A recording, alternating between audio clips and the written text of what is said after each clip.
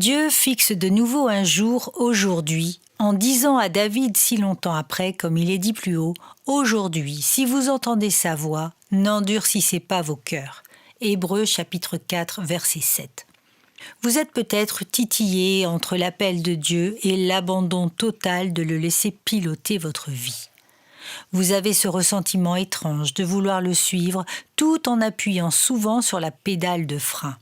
Vous avez cette crainte de confier votre vie à Jésus, pensant que vous perdrez votre liberté d'agir. Vous avez en vous sans aucun doute Jésus Sauveur, mais vous êtes en lutte avec Jésus Seigneur. Vous avez beaucoup de mal à vous concentrer quelques minutes à la prière, et la parole de Dieu vous paraît être souvent compliquée et difficilement accessible.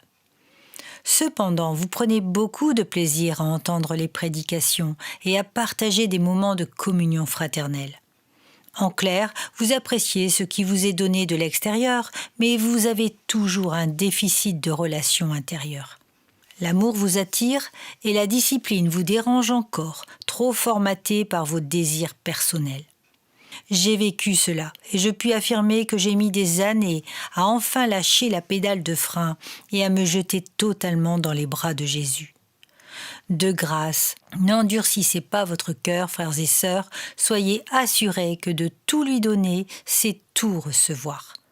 Dieu est patient et l'appel peut durer longtemps, et si tous les appelés connaissaient la merveilleuse libération de la régénération, ils n'attendraient pas une seule seconde pour tout donner à Christ. Il est dit ici que Dieu fixe un nouveau jour. La porte est ouverte afin de recevoir sa grâce. Se jeter dans l'inconnu est angoissant, mais se jeter dans les bras de Christ est une grâce incomparable. C'est le salut de notre âme pour la vie éternelle. Alors aujourd'hui même, passe de poursuivi par tes doutes à poursuivant contre tes doutes. Car Jésus t'appelle,